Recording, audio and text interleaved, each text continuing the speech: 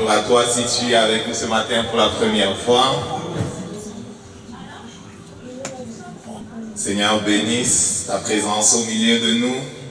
C'est notre prière et notre proclamation que tu reçois de la main du Père tout ce qu'il veut te donner par Jésus-Christ qui a pris ta place à la croix. La vision cette année, c'est conquérir avec Christ. Conquérir avec Christ. Et on l'a dit, il y a une double dimension à cette conquête. Il y a notre cœur d'abord. Une fois que tu as pris possession de notre cœur, on peut avec le Saint-Esprit conquérir le monde. On peut avec le Saint-Esprit conquérir le terrain qu'il a mis devant nous. Amen. Quand on lit la parole de Dieu, on se rend compte que c'est seulement sous le règne de David que l'empire d'Israël s'est étendu jusqu'aux limites que Dieu avait voulu. Pourquoi? Parce que les autres, pour toutes sortes de raisons, n'étaient pas allés jusqu'au bout avec Dieu. Amen. Et le Saint-Esprit nous dit qu'il était un homme selon le cœur de Dieu. Je vais parler du cœur encore et encore parce que si ton cœur n'est pas à la bonne place, entre les mains de Dieu, il ne peut rien faire, quelque puissant qu'il soit. Si ton cœur n'est pas à la bonne place, quel que soit ce que Dieu a fait à la croix par Jésus-Christ, tu ne pourras pas le recevoir. Nathalie nous parlait du témoignage de son père qui est comme attaqué dans son corps par le cancer et qui pleurait dans son lit à l'hôpital, qui tourne la tête, il regarde dans la nuit au loin et discerne la croix. Le Saint-Esprit a commencé à lui parler de ce qui s'est passé à la croix. Il a séché ses larmes et chaque jour qui suivait, il regardait à travers la fenêtre pour voir au loin la croix. Dieu veut amener son cœur à la place où il va recevoir la révélation de ce qui s'est fait à la croix. Qu'est-ce qui s'est fait à la croix? Jésus-Christ a pris nos infirmités, nos maladies. Il s'est chargé de tout. Et si ton cœur est à la bonne place, tu vas pouvoir recevoir. Cette femme-là qui avait touché Jésus-Christ et qui a reçu la guérison dans son cœur, avait son cœur à la bonne place. Plein de personnes le touchaient, mais leur cœur n'était pas à la bonne place. Le cœur à la bonne place, c'est comme cet interrupteur que quand tu fermes, il permet à l'énergie d'Hydro-Québec d'éclairer cet info. Ça que le Saint-Esprit va dire encore et encore, garde ton cœur plus que toute autre chose. Car de lui viennent les sources de la vie. C'est pour ça que notre Seigneur va dire à quelque part, l'homme bon dire de bonnes choses, de son bon trésor qui est au-dedans de lui, c'est ton cœur.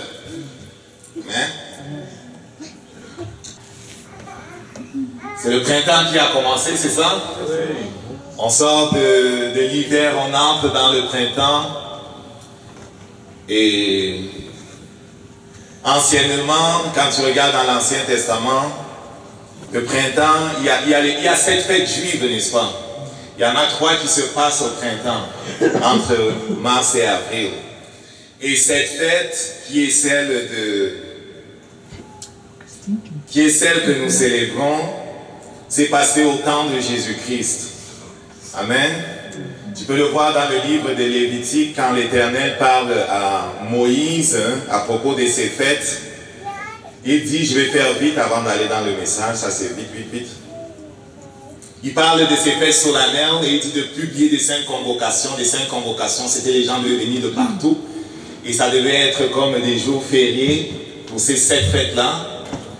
Et l'une des fêtes que nous célébrons aujourd'hui, c'est celle qui était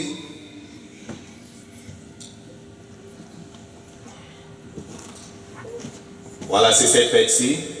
Il dit le 14e jour du mois, Le 14e jour du mois, c'était le premier mois, ok? Quand il était en Israël, le 10e mois, il a transformé le 10e mois en disant à partir de maintenant, ce mois-ci, c'est le premier mois, il a changé le calendrier. Quand Dieu veut faire quelque chose avec, tu vas changer ta saison. Je prie que Dieu change la saison de quelqu'un aujourd'hui. Je ne sais pas dans quelle saison tu as marché, si tu as la révélation ce matin, Dieu va changer ta saison. Pour Moïse, il a dit, ce mois-ci sera pour vous le premier des mois. Ils étaient au 10e mois, il a dit, ce sera le premier. À partir de maintenant, ce sera le premier des mois. Et ils ont comme deux calendriers. Les Juifs, ils ont un calendrier qui est comme lié à leur marche avec Dieu. Et ils ont un autre calendrier qui est comme pour les affaires normales. Ok? Pour ce qui est du calendrier religieux, c'était le premier des mois. Et il dit, le 14e de ce mois-là, la version Martin, c'est un peu... Okay? Le 14e jour du mois, entre les deux verbes, entre les deux soirs, d'autres versions vont dire, entre les deux soirs, et la Pâque de l'Éternel. La Pâque de l'Éternel. Le 15e jour de ce même mois, c'est la fête solennelle des pains sans levain. Donc, il commençait le 14e avec la Pâque de l'Éternel où on mangeait un agneau qui n'avait pas été comme brisé. Okay? Ils l'ont fait en Égypte. Et le 15e, c'était la fête des pains sans levain qui commençait. C'était pour 7 jours. Ok? Est-ce qu'on comprend là? Et ce qui est extraordinaire avec la fête que nous célébrons, c'est que Dieu a aligné Jésus-Christ sur ces événements-là. C'était peut-être l'année 33 ou bien l'année je ne sais pas quoi. Anyway, c'était la 33e année de Jésus-Christ sur la terre. Le 14e jour de Nissan, Jésus-Christ est mort à la croix à Jérusalem. Est-ce que tu comprends ça? Il avait dit à ses disciples où est-ce qu'on va fêter la Pâque, il les a envoyés pour préparer la Pâque. Et ils ont célébré ensemble et on l'a pris à Gethsémane, on l'a amené devant Pilate, je vais aller très vite, on l'a amené devant Pilate. Et on l'a mis à la croix le lendemain à 9 h. À 15 h, c'était les ténèbres entre midi et 15 h. Et il mourait justement entre les deux soirs, les 14e de Nissan de cette année-là. Est-ce que vous comprenez ce qui s'est passé? Et quand on lit dans l'évangile de Jean, on dit qu'on a enlevé rapidement son corps du tombeau. Pourquoi? Parce que la fête des pains sans levain, c'était le lendemain. Et la fête des pains sans levain, comme toutes les 7 convocations en Israël, c'était des jours qui étaient chômés, c'était des jours de sabbat. Mais ce n'était pas des sabbats hebdomadaires, vous comprenez? Ça pouvait tomber n'importe quand, vous comprenez?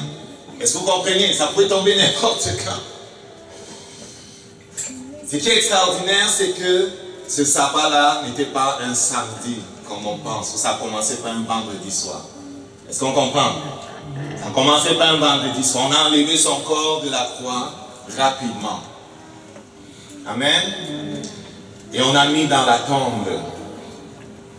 Je vais dire rapidement parce que ce n'est pas mon message. Je vais dire rapidement. Pourquoi? Parce que Jésus-Christ a fait une prophétie. Et quand on regarde cette prophétie-là, souvent on s'étonne de savoir qu'est-ce qui se passe. Je ne sais pas pour vous, mais moi ça m'étonnait. Il disait comme Jonas fut dans le ventre de la baleine 3 jours et 3 nuits. Ainsi, le Fils de l'homme sera dans le sein de la terre 3 jours et 3 nuits. Amen. Vous savez compter? Vous savez déjà compter? Quand je compte de vendredi à dimanche, ça ne fait pas 3 jours et 3 nuits. Amen. Ça ne fait pas 3 jours et 3 nuits. Amen. Donc, le grand sabbat dont Jean parle, c'était un sabbat qui commençait le jeudi. Est-ce que vous comprenez ça? Ce n'est pas le but de mon message, je veux clarifier rapidement parce qu'ici c'est aussi une école. On pense qu'on est une école et on veut que quand les ministres de la réconciliation que vous êtes se font poser des questions, vous n'êtes pas confondus. Cette prophétie a été accomplie. Il a fait 3 jours dans le ventre de la terre. Est-ce que vous comprenez ça? Il a fait 3 jours, il a fait 3 nuits dans le ventre de la terre. Et comment Jésus comment ça se fait? Cela se fait parce que le grand sabbat dont Jean parle, et on devait enlever son corps rapidement, n'était pas un vendredi, ce n'était pas le début, ce n'était pas vendredi soir. Vous comprenez? C'était mercredi soir. Je vais faire une histoire courte, c'était mercredi soir. Tu comprends ça? Amen. C'était mercredi soir. Mercredi soir, ça fait la nuit. Jeudi soir, c'est la deuxième nuit. Vendredi soir, c'est la troisième nuit. Jeudi, c'était un sabbat, ils ne pouvaient pas travailler, donc les femmes ne pouvaient pas embaumer le corps de Jésus. Ils s'en vont dans la journée de vendredi qui était qu'on pouvait travailler dans la journée, sauf à partir de 6 heures qu'on ne peut pas travailler. Ils sont allés acheter les aromates, préparer les affaires, le sabbat du week-end, de ce vendredi est arrivé, ils ne pouvaient pas poindre son corps. C'est pour ça que le dimanche matin, quand le sabbat est fini, ils s'en vont pour chercher Jésus, poindre son corps, mais il était déjà ressuscité. Quelque part dans la soirée de samedi, il était ressuscité. Et j'ai dit il était ressuscité avant 18 h. Pourquoi? Parce que s'il était resté dans la tombe au-delà de 18 h, ça aurait fait 4 nuits. Est-ce que tu comprends? Ce n'est pas le but de mon échange, mais parce qu'on est une école. Je veux toujours rapidement donner les choses. Venez les mercredis, on va au fond de toutes ces choses-là. Amen. Je veux simplement te dire que notre Seigneur a effectivement accompli toutes les prophéties. Toutes les prophéties. Amen. Que vendredi n'a rien de saint. Amen. Je te choque peut-être, mais ça n'a rien de saint. Ce jour-là, le 14 de Nissan, c'était un mercredi. Et notre Seigneur est mort entre les deux soirs un mercredi. Bon. Parce que je vois des gens aux Philippines qui se font clouer sur la croix là. Il y en a un, il a 58 ans, il se fait clouer déjà, il s'est fait clouer plusieurs fois, il pense se faire clouer encore à 59 ans et à 60 ans, parce que je ne sais pas quoi.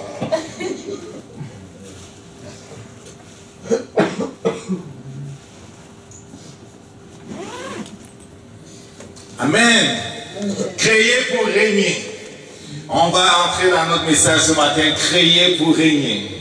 Père, nous te bénissons pour ta fidélité. Tu nous as donné Jésus, tu nous as recréé en lui pour régner. Nous voulons savoir comment collaborer avec le Saint-Esprit pour cela. Nous bénissons ton nom, tu es notre source. Amen. L'extraordinaire sacrifice de Jésus-Christ à la croix. On va parler de l'extraordinaire sacrifice de Jésus-Christ à la croix. Ce vendredi, on s'était retrouvés dans le cadre de la prière de la fin du mois et il nous a parlé de la croix. Il nous a parlé de l'échange qu'il y a eu à la croix. Il nous a parlé de ce que Jésus-Christ a fait à la croix. Amen. Si tu comprends ce qui s'est fait à la croix, ta vie ne sera plus la même. Nous insistons sur la croix parce que le Saint-Esprit insiste sur la croix. Et dimanche dernier, on disait justement que Paul, lorsqu'il est arrivé à Corinthe, il n'a pas cherché à connaître autre chose que Jésus-Christ crucifié. Il n'a pas prêché autre chose que Jésus-Christ crucifié. Avant ça, il était allé ailleurs, à Éphèse, ou non, pas à Éphèse, c'était dans quelle ville encore? C'était dans quelle ville? L'aéroport, c'est dans quelle ville? Anyway, il était allé dans une autre ville et il avait prêché autre chose et cela s'était mal passé. Il était allé à Athènes. Il était allé à Athènes, il avait vu un tas de statues, il avait vu une autre statue au Dieu inconnu et il est allé dans l'aéroport où des gens faisaient des discours et ils parlaient de connaissances humaines, de philosophie et de sagesse. Et il commence à leur parler un peu en leur termes. Il cite même un philosophe pendant qu'il leur parle. Et il sort de là avec une récolte maigre. Les gens ne l'avaient pas suivi quand il a parlé de résurrection. On t'entendra là-dessus une autre fois. Quand il arrive donc à Corinthe, il est décidé de ne pas s'appuyer sur la sagesse, de ne pas s'appuyer sur la philosophie, de ne pas s'appuyer sur ses forces, mais de prêcher simplement comme il avait fait dans le passé, la croix de Jésus-Christ. Pourquoi? Parce qu'il y a quelque chose d'extraordinaire qui s'est fait à la croix. Pourquoi? Parce que le fondement de la puissance de Dieu se trouve dans la révélation qui découle de la croix. Tu veux marcher dans la puissance? Demande à Dieu de t'expliquer ce qui s'est passé à la croix. Tu veux relâcher Jésus-Christ qui est en toi, si tu es né de nouveau, et que tu as reçu le Saint-Esprit, tu veux relâcher cette puissance, demande qu'il t'explique ce qui s'est passé à la croix.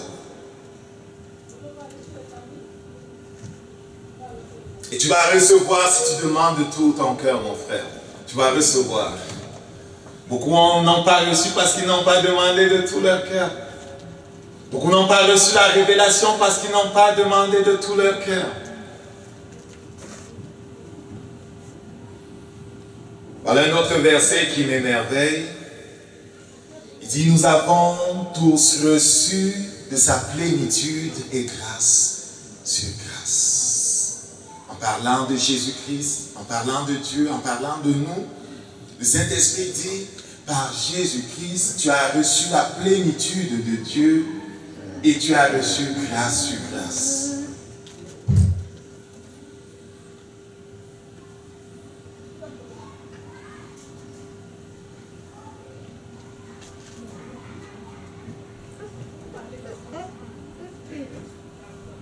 Je vais afficher un verset sur lequel on va partir pour comprendre comment on va faire.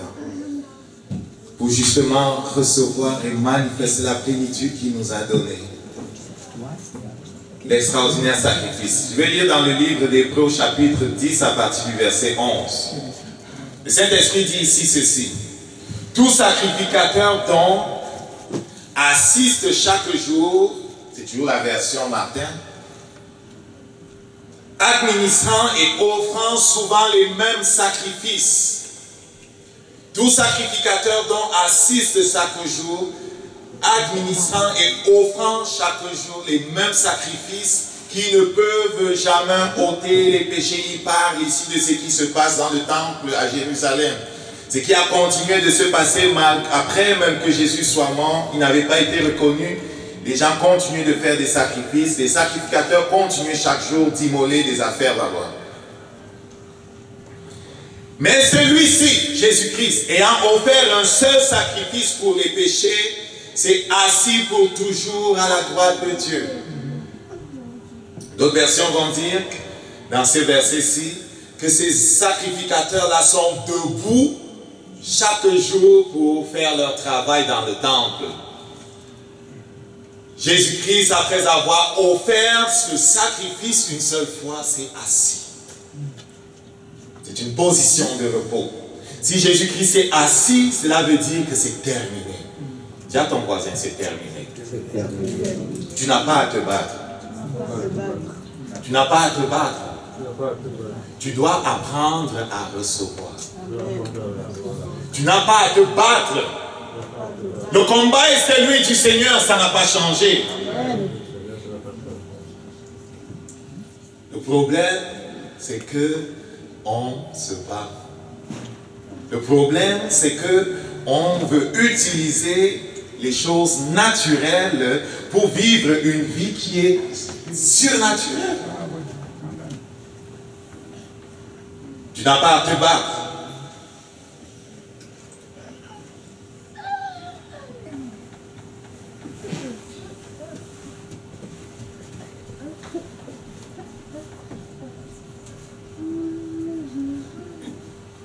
Qu'est-ce qui s'est passé à la croix? À la croix, Jésus-Christ a pris sur lui notre nature adamique.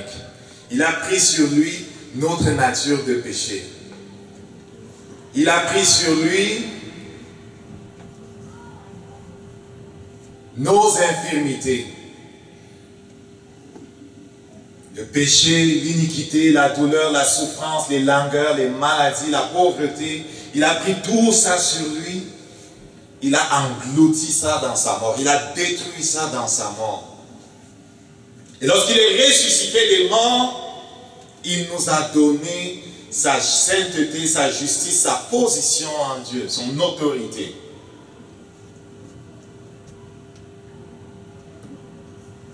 Il y a eu un échange. Saint-Esprit dit à quelque part, mon peuple périt parce qu'il manque de connaissance. Mon peuple périt parce qu'il manque de connaissance. À quelque part, il dit aussi, là où il n'y a pas de vision, les gens sont comme sans frein. Satan sait ce qui s'est passé à la croix. Ses serviteurs, les autres, savent ce qui s'est passé à la croix. Ce qu'il s'est vertu de faire, c'est de voiler à tes yeux la révélation de ce qui s'est passé à la croix.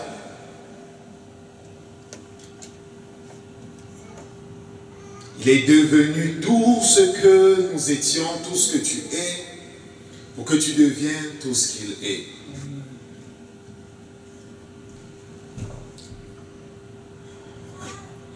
En tout cas, moi, je médite là-dessus à chaque jour. En d'autres termes, pour résumer, il t'a donné la nature de Dieu. Il a pris la nature du péché qui procède de Satan, qui régnait sur toi. Il a détruit ça à la croix. Qu'est-ce que cela veut dire? Cela veut dire que tu n'as pas à passer dans ce monde, comme j'aime à le dire, en victime résignée. Tu n'as pas à subir la vie. Tu n'as pas à subir la vie. Tu n'as pas à te battre. Il y a eu un échange.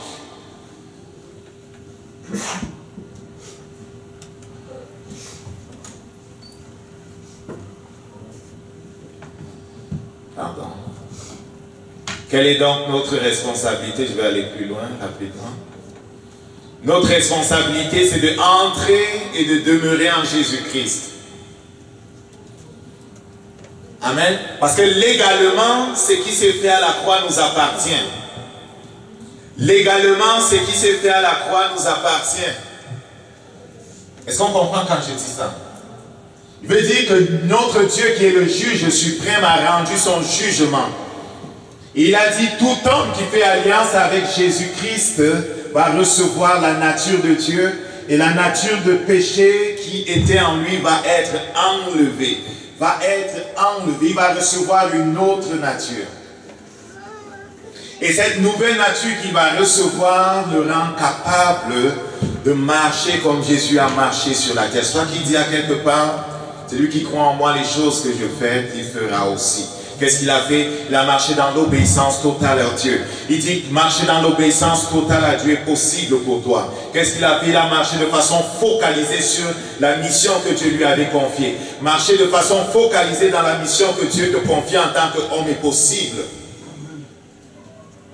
On n'a pas à être confus. Il a marché comme quelqu'un qui ne perdait pas du temps. Et bien des chrétiens tournent en rond. Si on tourne en rond, c'est parce qu'on a manqué quelque chose. Je disais donc notre responsabilité par rapport à ce qu'il a fait, c'est trouver la façon d'entrer, de demeurer en lui. Mais pour ça aussi, tu n'as pas à chercher. Parce que quand Dieu t'appelle, il t'explique comment faire. Regarde quand il envoie Moïse. Regarde quand il envoie Moïse. Va lire dans Exode au chapitre 3. Tu vas voir qu'il donne à Moïse tous les détails. Il rassure Moïse. Il lui dit tout ira bien. Je serai avec toi. Je vais faire les choses pour toi. Donc la question pour nous, c'est comment on entre et comment on demeure. Comment on fait ce que Jésus a fait. Pour ce qui est d'entrer, le Saint-Esprit nous dit, on le voit dans Jean au chapitre 1 à partir du verset 11, le Saint-Esprit dit ceci, il est venu chez soi, d'autres versions disent chez les siens, et les siens ne l'ont point reçu. Comment Jésus qui est du ciel, on dit qu'il est venu chez les siens? Parce qu'il a plu à Dieu de faire de son fils un homme. Il a plu à Dieu d'envoyer son fils sur la terre. Il n'y avait pas un autre moyen. L'homme était perdu dans son péché. Il fallait qu'un autre homme qui n'a pas péché vienne le sauver. Pourquoi? Parce que dans le ciel, il y a une loi, et même dans l'Ancien Testament, tu le vois. Si tu es le proche parent de quelqu'un, tu as le droit de rachat sur cette personne. En sorte que si quelqu'un, à cause de sa mauvaise gestion, à cause je ne sais pas de quoi, était vendu en esclavage ou avait perdu quelque chose, un proche parent pouvait racheter ses biens, pouvait racheter cette personne. Il avait un droit de rachat. Afin que la loi de Dieu ne soit pas brisée, il a fallu que Jésus-Christ soit fait homme, qu'il soit fait notre proche parent pour exercer son droit de rachat. Est-ce que tu comprends ce qui s'est passé? Donc il est venu chez les siens parce que Dieu a fait de lui un homme, un proche parent de nous. Malheureusement, ceux qu'il venait sauver ne l'ont pas reçu, ils l'ont rejeté. Ils l'ont rejeté. Tu vas être surpris, beaucoup de chrétiens, bien qu'ils ont confessé Jésus, le rejettent, lui résistent. Est-ce que tu sais ça?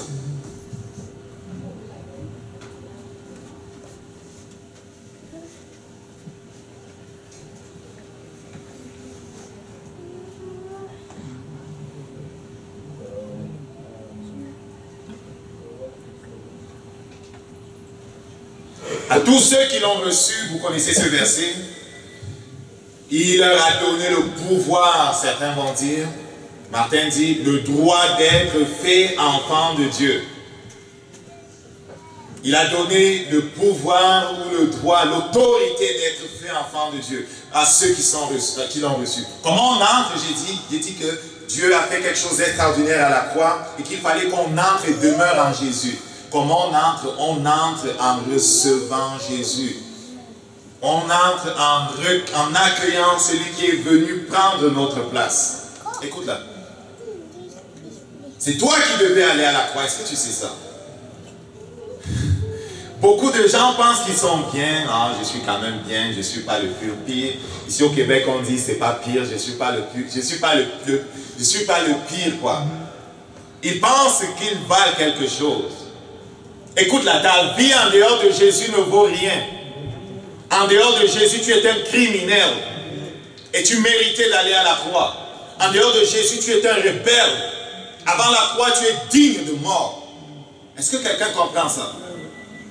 Est-ce que quelqu'un comprend qu'il n'y a rien de bon en nous? Est-ce que quelqu'un comprend ça? Le Saint-Esprit dit encore et encore que tous sont mauvais. Il n'y a pas un seul juste. Beaucoup pensent qu'ils sont bons. On les rencontre parfois qui disent que ah, je suis quand même bon, j'ai donné ceci là-bas, j'ai donné ça là-bas ici, j'aide les pauvres, j'ai pas ceci. Je pense que si je meurs, il va m'accueillir au ciel. Ok. Parce que tu penses que tes dons lavent le péché. Il dit que chacun de tes bonnes œuvres sont devant lui comme un vêtement sale. Toutes nos œuvres qu'on fait en dehors de lui sont souillées. Souillées par qui? C'est lui par qui on était les enfants. Le diable.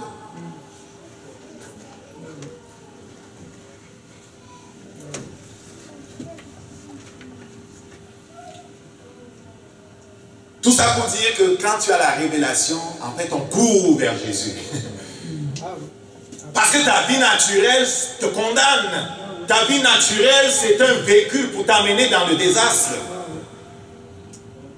Et certains vont dire, mais ceux qui ne connaissent pas Dieu, j'en vois plusieurs qui réussissent.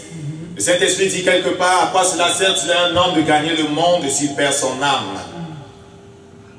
À quoi cela sert-il à un homme de gagner richesse et richesse si son âme ne connaît pas la paix?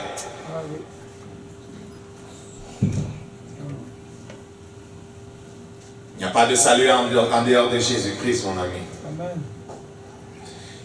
Quand tu viens à lui, donc on a dit entrer en lui, il te donne le droit de devenir enfant de Dieu. Enfant de Dieu, là, c'est une autre notion que tu dois demander à Dieu de t'expliquer. Parfois, on passe vite quand on lit les versets. Moi, je ne passe pas vite quand je lis les versets. Souvent, je peux passer 1 semaine, 2 semaines sur un verset. Si la révélation qui est dans ce verset-là est pour entrer dans ton cœur et te porter dans ta destinée, ne passe pas vite. Ne passe pas vite. Parce que ce n'est pas avec la tête que tu dois le saisir. C'est avec ton cœur que tu dois le saisir. Et le Saint-Esprit va te montrer dimension et dimension et dimension et dimension de la vérité qu'il te montre. Pourquoi crois-tu que les anges qui tournent autour de son trône ne cessent de crier « Saint, Saint, Saint, Saint, Saint » Dieu ne cesse de les étonner. Au fur et à mesure qu'ils tournent, ils voient autre chose. Ils voient autre chose. il découvre autre chose. Et tu lis vite, comme pour assouvir ta conscience. Oui, j'ai lu aujourd'hui. Et tu lis vite. Je ne sais pas pour aller où. C'est une erreur. Oui, je sais qu'il y a la lecture exploratrice de la Bible, là. 4 chapitres par jour pour la lire en 1 an. Je ne sais pas si j'ai réussi à le faire une fois. Mais j'applaudis ceux qui arrivent à le faire. Parfois, mon épouse le faisait. Elle lisait 2 fois par année. C'est bien. Moi, je préfère aller doucement. Je préfère comprendre ce qui se passe. Il nous a donné le pouvoir d'être enfants de Dieu. Entrez en lui et demeurez en lui. Jésus dit ici, demeurez en moi et moi en vous. Comme le sarment c'est quoi? Les sarments, ce sont les branches. Comme les branches d'un arbre, ou la branche d'un arbre ne peut point de lui-même porter de fruits s'il ne demeure sur le tronc, le cep, vous ne pouvez point aussi si vous ne demeurez en moi. Amen. Est-ce que tu as reçu Jésus dans ta vie? Oui, oui, oui, oui. Il faut que tu demeures en lui. Il faut que tu demeures en lui. Par ailleurs, le Saint-Esprit explique ce que cela veut dire de demeurer en lui. Il dit, vous demeurez en moi si vous écoutez ma parole et la mettez en pratique. Tu demeures en Jésus si tu écoutes sa parole et la mets en pratique. Si tu écoutes sa parole, tu ne la mets pas en pratique, tu ne demeures pas en lui. Si tu attends que tout le monde soit d'accord avec ce que Dieu te dit pour avancer, tu ne demeures pas en lui. Si tu attends que ton père et ta mère soient d'accord avec ce que Dieu dit pour avancer, tu ne demeures pas en lui. Amen. Je suis toujours étonné de ces gens-là qui, quand Dieu parle, ils hésitent à obéir. Les anges, comme je dis, se grattent la tête, ils se posent la question, qu'est-ce qui se passe? Ces hommes, ils n'ont pas compris. Amen.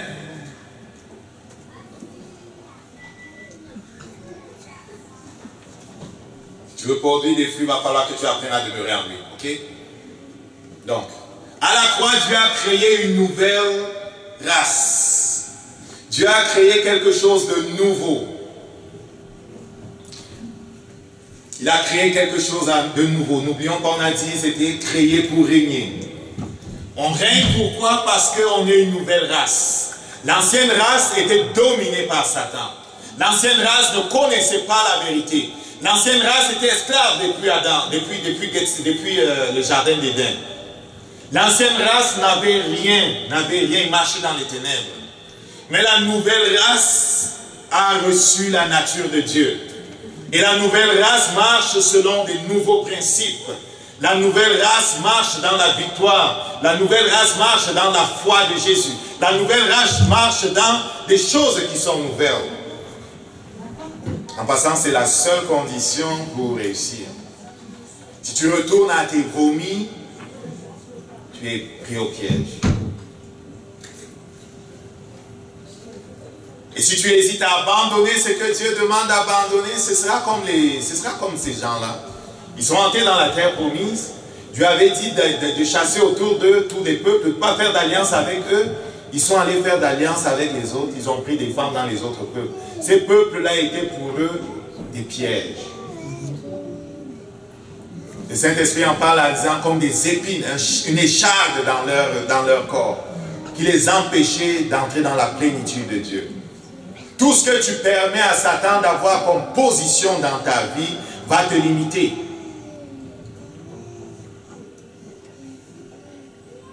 Le Saint-Esprit n'est pas aussi exigeant que les gens qui fouillent les bagages quand on voyage là. Ils ne veulent pas que tu voyages avec de l'huile dans ton sac. Tout le monde enlève ça quand ils passent au check-in là. Les gens laissent des bouteilles d'eau qu'ils viennent acheter. Ils laissent toutes sortes de grosses bouteilles d'huile qu'ils viennent acheter. Si tu ne laisses pas ça, tu ne vas pas voyager, mon ami. Est-ce que tu sais ça? Hein? Pour les petites, on te laisse passer. C'est un peu comme ça. Mais le Saint-Esprit, il n'est pas très exigeant parce qu'il te laisse aller. Mais les choses que tu transportes quand le Saint-Esprit a dit lâche, vont te faire revenir. Vont te faire revenir. Pourquoi? Parce que l'autre s'accrochera sur ça pour te faire revenir. Pour te ramener en arrière. Pour te faire tourner en rond. Une nouvelle race. Regarde ce que le Saint-Esprit dit. Au verset 13 par contre. C'est au verset 13 dans Jean chapitre 1. En parlant de ceux qui sont devenus enfants de Dieu, il dit, ils ne sont point nés du sang, ni de la volonté de la chair, ni de la volonté de l'homme, mais ils sont nés de Dieu.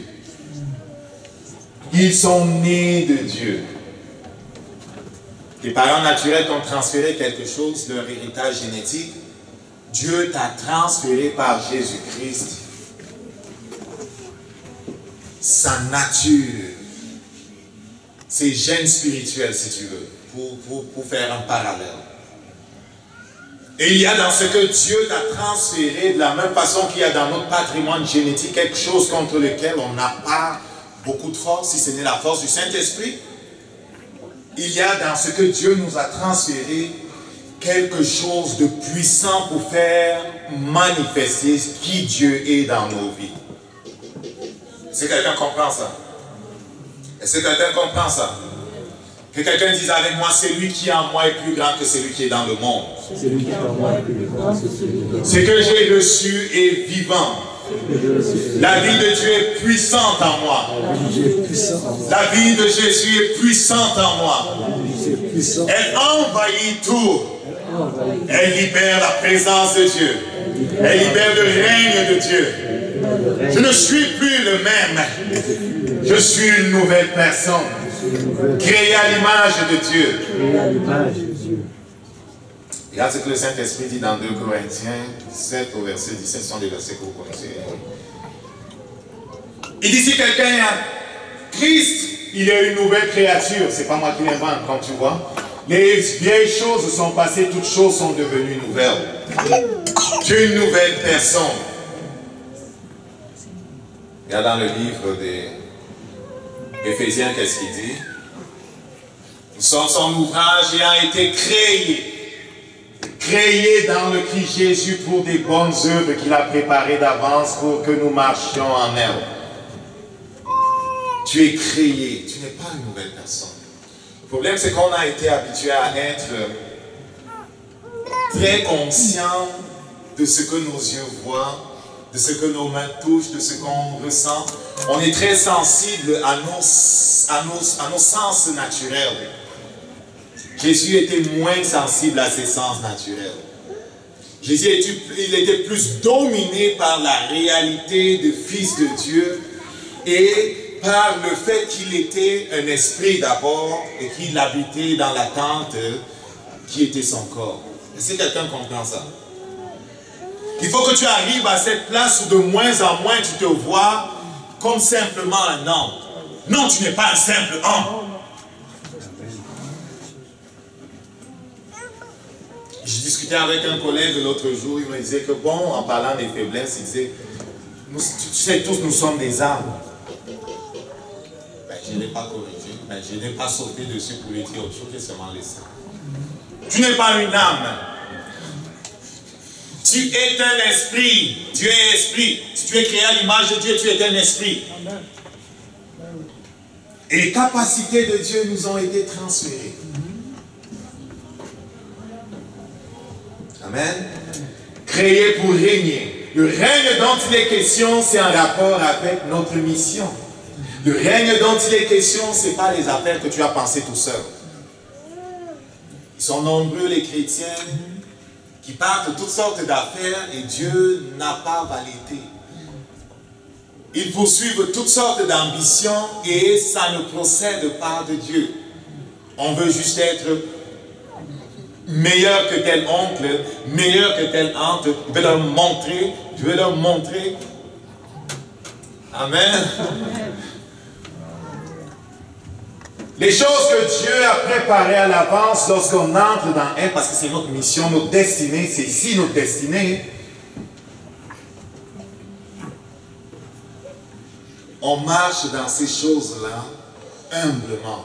On sait que c'est lui qui le fait. Parce que c'est ici que tu es appelé à porter beaucoup de fruits. C'est ici que tu es appelé à porter beaucoup de fruits, dans les choses qu'il a préparées d'avance. Tous les fruits que tu appelles fruits là, si ce n'est pas ici là, tu vas être surpris, ça ne compte pas. Ça n'a pas d'impact dans le monde. Du point de vue de Dieu, tu perds ton temps, tu dépenses ton énergie à des choses qui n'ont pas de valeur. Qu'est-ce que je vais faire? Je vais poser la question à Dieu. Je vais poser la question à Dieu, n'est-ce pas?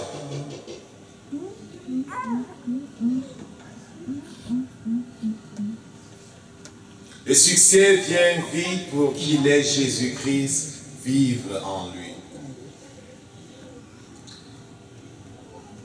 Peut-être c'est abstrait ce que je dis là. Je suis en train simplement de dire que il a plu à Dieu de ne pas nous laisser connaître le sort qui attend Satan et ses démons. Il a plu à Dieu d'envoyer son Fils sur la terre comme notre proche parent. Et le 14 de Nissan, Dieu s'est assuré que tout ce que les gens faisaient dans le passé, là, comme prophétiquement, okay? Moïse a commencé, les autres l'ont poursuivi.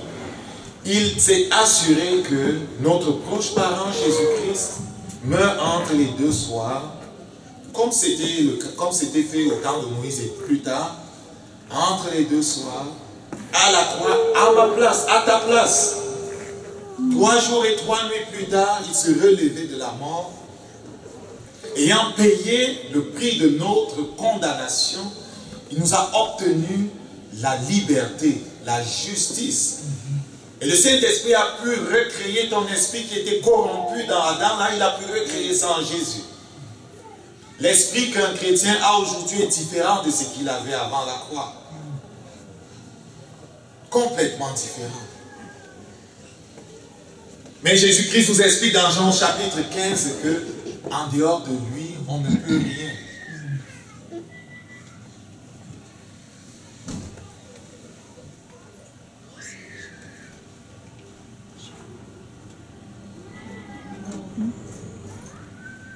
Donc le succès vient vite pour qu'il ait Jésus vive et régner en lui. C'est là où je suis actuellement. C'est là où se trouve, comme j'allais dire, mon combat. Bien qu'il nous appelle à ne pas combattre, mais le combat ici c'est contre moi-même.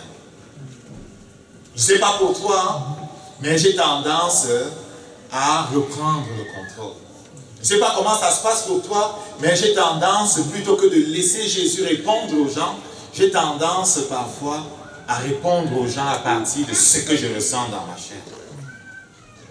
Le combat pour moi ici, laisser Jésus-Christ vivre, non pas 2 heures le dimanche matin, mais tout le temps. Tout le temps. Tout le temps. Parce que qu'est-ce qu'on fait ici? On vient affûter nos armes. On vient limer nos couteaux. On vient aiguiser on vient se recharger. On vient dans la présence de Dieu reprendre des instructions. Repréciser notre vision. Et quand on sort de là, on est dans la guerre. Et en tant que ministre de Dieu, ambassadeur de Dieu, l'objectif pour toi, mon ami, en tant que ministre de Dieu, apôtre de la justice, c'est conquérir. Conquérir. Et renverser partout où cela existe, la rébellion contre Dieu. Dans ta famille, dans ton travail, renverser le manque de connaissance de la vérité. Proclamer que Jésus-Christ est le seul chemin. Là où on veut enseigner que tous les chemins mènent à Rome, tu dis non, tous les chemins ne mènent pas à Dieu. Il y a un seul chemin. Quand il n'y a été donné sur la terre aucun autre nom par lequel on est sauvé. Amen. Le salut ne vient pas des œuvres. Dans mon travail, j'ai beaucoup qui sont croyants, religieux, c'est vrai, c'est le bon terme, anyway. On croit toujours à quelque chose, même ceux qui disent qu'ils ne croient pas, ils croient à quelque chose, tu comprends? Il n'y a personne qui ne croit pas à ça, ok? Et en mai, quelqu'un me disait l'autre jour, ça va commencer le mois de purification pendant 30 jours. Ils vont travailler fort à leur purification. Amen. On travaille en tant qu'ambassadeur de Christ. Sera avec sagesse de leur expliquer qu'il n'y a sous le ciel aucun autre nom. Que la justice à laquelle Dieu nous appelle ne passe pas par les œuvres. Il y en a un qui est tellement pratiquant que pour ouvrir la porte, il va prendre un mouchoir pour ouvrir la porte. Il ne touche jamais la porte avec sa main. Quand il sort de la cafétéria, il a toujours un papier jetable qui va ouvrir la porte. Il ouvre la toilette des hommes, il a toujours un papier jetable avec lequel il va ouvrir la porte. Il ne touche pas avec ses mains. Je ne sais pas si quand il me salue, il s'en va laver ses mains.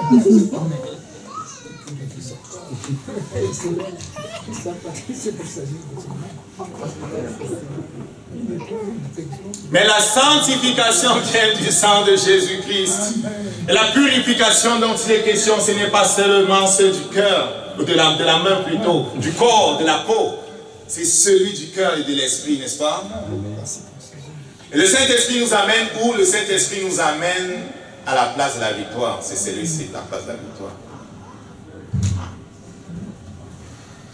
Il dit, je suis crucifié avec Christ.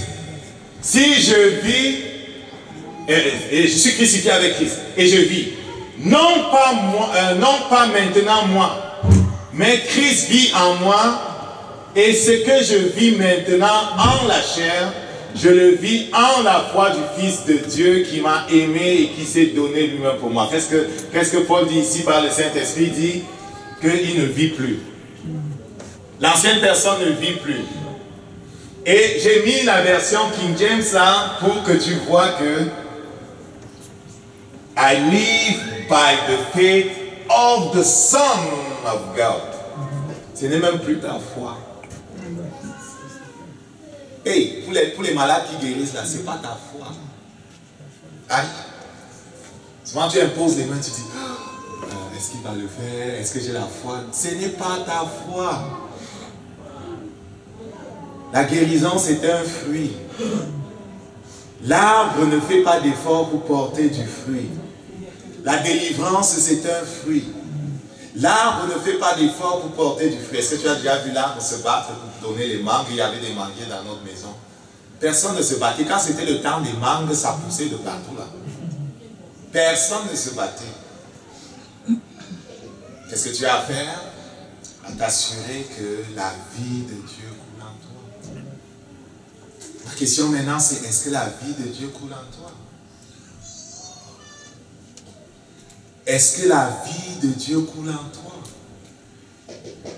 La clé, c'est ton cœur. Il y a plusieurs qui ont de l'amertume dans leur cœur. Toutes sortes de traumatismes, toutes sortes d'affaires. Parfois, leur cœur est rempli, plutôt que de Dieu, c'est rempli d'eux-mêmes. Comme on va le voir par la suite. Si ton cœur est rempli de toi-même, ça va boucher le flot de la vie. La saison va passer, tu ne vas pas porter de fruits. Tu vas dire, Dieu n'a pas exaucé ma prière. Non. C'est toi qui n'as pas enlevé ce que le Saint-Esprit te montrait. C'est toi qui n'as pas débouché ton cœur. C'est toi qui es resté rebelle.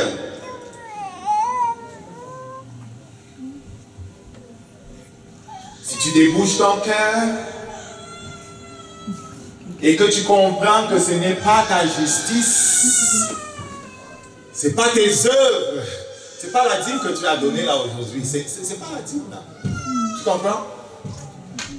Peut-être tu donnes plein d'argent dans ta famille, ce n'est pas ça.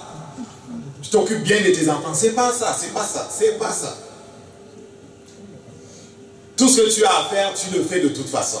Mais lorsqu'il vient pour porter des fruits là et marcher avec Dieu, c'est la justice de Jésus-Christ, c'est la vie de Jésus-Christ en toi. Et il dit même, by the faith of the Son, c'est la foi de Dieu. En tout cas, moi je vais cesser de me battre. C'est pas facile. Parce qu'on nous a enseigné à travailler. On nous a enseigné à travailler pour notre salut. On nous a enseigné à travailler pour plaire à Dieu.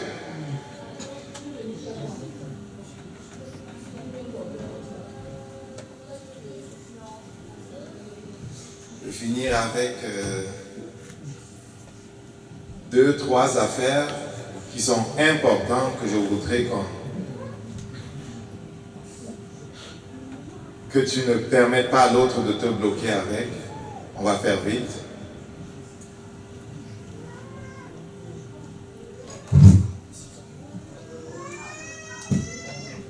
Donnez-moi 5 minutes, on aura fini, s'il vous plaît.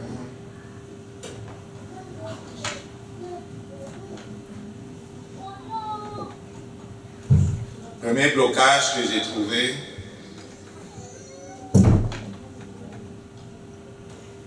Le premier piège sur notre route pour régner en tant que fils, ce sont les ambitions personnelles. Les ambitions personnelles.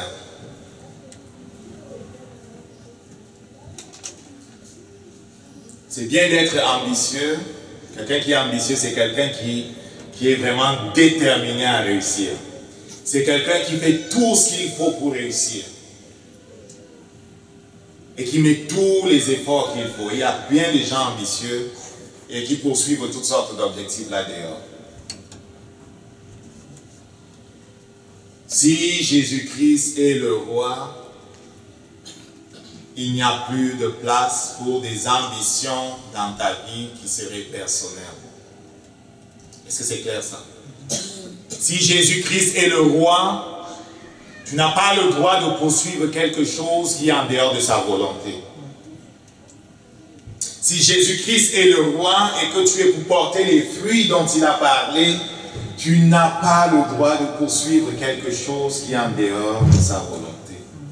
Toute ambition personnelle viendra de la révélation qu'il t'a faite de qui tu es en lui.